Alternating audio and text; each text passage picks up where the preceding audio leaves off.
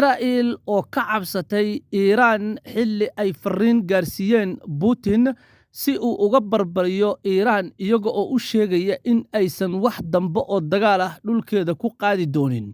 Arrinkan muxuu ka dhigan yahay? Shirkii golaha wasiirada amniga ee Israa'iil oo goor dhoweed la sheegayo in lagu ansixiyey xabad joojinta marinka Gaza xilli wasiirada xagjirka Ben Gvir iyo Smotrich ay goobta dagaal ka dhex bilaabeen. Ururka Xamaas oo soo bandhigay isku day ay ku doonayeen inay ku qafaashtaan mid ka mid ah askarta Israa'iil xilli Donald Trumpna uu ku dhawaaqay in uu tegi doono dowladda waddanka Masar.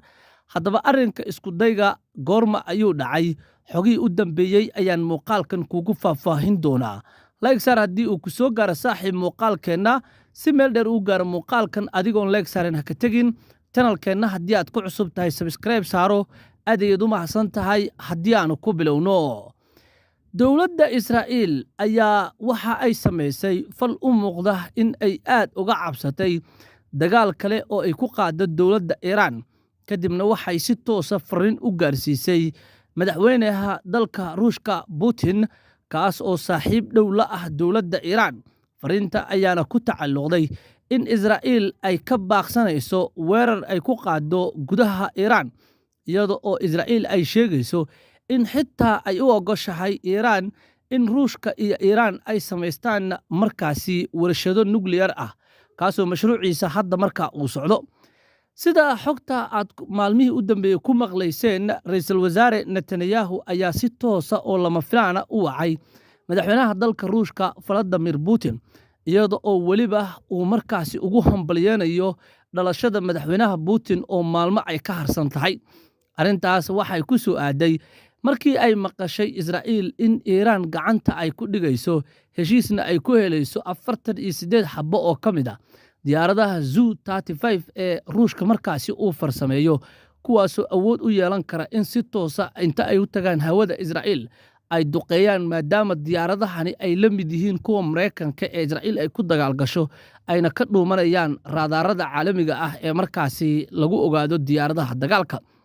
Si kastaba ha noqotee, xogtaas xog ka duwan ayaa goor dhoweed soo baxday, waana fariinta Israa'iil ay gaarsiisay dhanka Ruushka oo ay rabto inay loo diro dhanka Tehraan, iyada oo Putin uu markaa fariinta gudbinayo. Israa'iil waxay sheegtay in ay ku khasaartay weerarkii 12 beri ee sida gaadmada ahayd ugu qaaday gudaha dalka Iiraan, waxaana ay sheegtay Israa'iil inta ay fariinta markaa qorayeen in weerar kale oo ay ku qaadaan Iiraan aysan doonaynin. Jawaabta Iiraan ay ka bixisay weerarkii 12 beri waxa uu keenay inuu dib u celiyo dhaqaalihii Israa'iil 100%, sidoo kalena amniga Israa'iil ku noolaanshiyeeda ay gebi ahaanba keentay in dadku markaasi ay ka kala cararaan, xataa kuwii Israa'iil ee goobta lagu soo dejiyey qaabka xoogga ah in ay ku aamin waayaan naftooda oo jasiiradda Qobrus habeen iyo maalin ay u qaxayaan, iyadoo weli warbaahinta ciwaanadeeda ay saaran yihiin Israa'iil iyo sidoo kale Mareykanku inay qorsheenayaan weerar ay ku qaadaan gudaha dalka Iiraan. Haddaba Putin fariintii ayuu fiirshay, wuxuuna arkay in Israa'iil ay isdhiibtay. Israa'iil oo weliba ogolaanaysa xarumaha nuclear-ka nabadda ee Ruushka iyo Iiraan ay gudaha dalka Iiraan ka samaysanayaan, ayna ballan qaaday in aysan dib dambe weerar ugu qaadaynin dowladda Iiraan, maxaa yeelay khasaaraha ka soo gaari kara jawaabta ay Iiraan bixisay.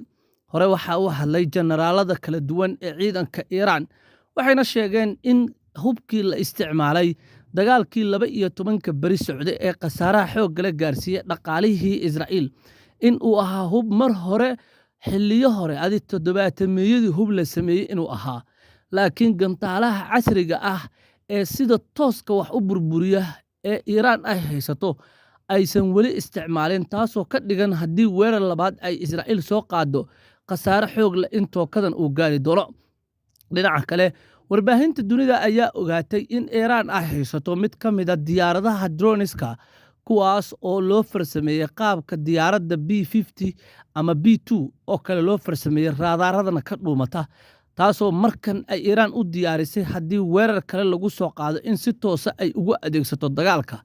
Waana waxa bedelay Netanyahu waxaana iminka soo baxday in Netanyahu dowladdiisu ay go'aansatay in dagaal dambe oo lala gala Iiraan uusan jiri doonin, ayna hadda Israa'iil u jihaysanayso sidii Iiraan ay isaga sasabi lahayd. Putin oo aad ugu qancay hadalka Israa'iil ayaana si toosa fariinta u gaarsiiyey dhanka Tehraan. Iiraanna waxay ku jawaabtay sida xogtu ay sheegayso in haddii Israa'iil ay weerar soo qaado, Iiraan mar kasta ay diyaar u tahay jawaab degdeg ah in laga bixiyo, oo aysan Iiraan markaa aqbalaynin markaasi mujaamalada iyo khiyaanada Yahuudda, oo aysan marnaba markaasi heshiis la qaadan doonayn. intaas haddii aanu ku dhaafno qodobkaas koowaad, qodobkeenna kale ee xiga ee barnaamijka.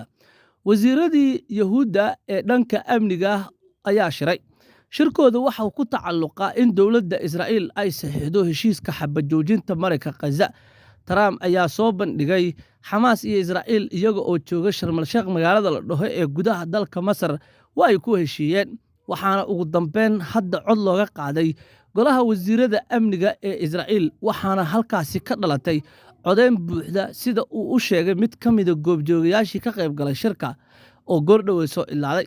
codeynta iyo sidoo kale warbixintooda ayaa goordhoweed la daabici doonaa, balse majalada The Times of Israel oo soo xiganaysa qof si rasmi ah shirka uu goobjoog uga ahaa, waxa ay sheegaysaa in ay jirtay isku dhac ay sameeyeen wasiirada xagjirka ah ee Ben Gvir iyo sidoo kale Smotrich, kuwaas oo sheegeen in ay qalad weyn ahayd in Netanyahu iyo Israa'iil dowladeeda ay aqbasho qorshihii Trump ee nabadda Mareyka Gaza.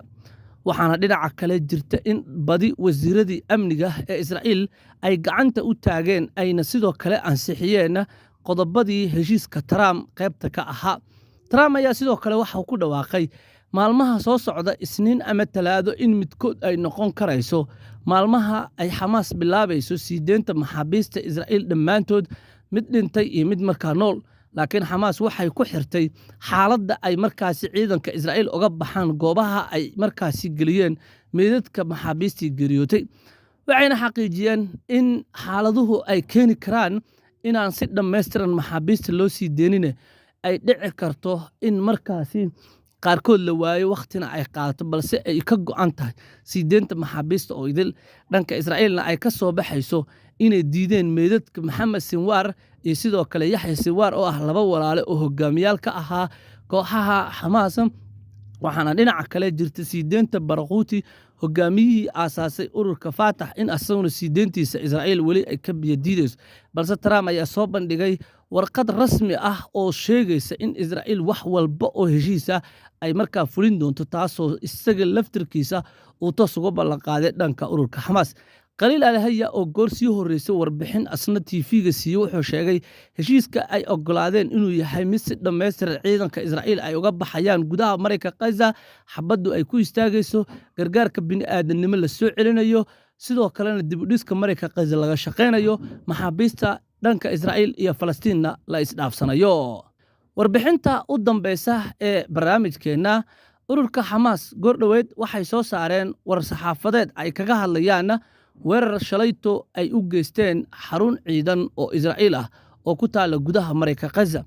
weerarkan caadi ma ahayn, waxaana fuliyey ilaa iyo markaasi 5 dagaalyahan oo ka mid ah ciidanka Xamaas. halkaas waxaa ka dhacay weerar gaadmo ah, waxaana ay isku dayeen inay afduubtaan mid ka mid ah askartii Israa'iil ee goobta ku sugnayd. weerarka dhacay waxa ay Israa'iil qiratay in askarteeda oo iska fadhida la soo weeraray, ayna soo weerareen 5 dagaalyahan oo ururka Xamaas ah, kuwaas oo qoryo kala soo baxay god markaa agtooda ahaa. kadibna diyaarad drone ah oo cirka ka ilaalinaysay ay ka warheshay, waxaana ay Israa'iil ku faanaysaa in 3 ka mid ah 5tii ay qaarijiyeen.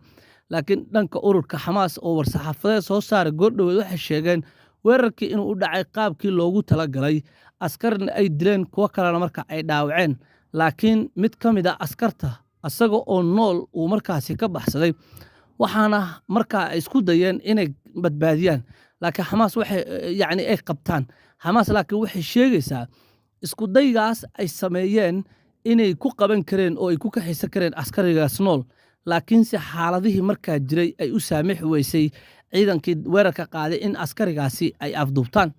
si kastaba ha noqote ee xabajoojin ayaa markaasi maanta ka dhaqan gashay, laakiin dhacdadan waxay dhacday shalayto oo ururka Xamaas aysan ka soo saarin war-saxaafadeed balse ugu dambeyn goor dhoweed ay warbixin ka soo saareen.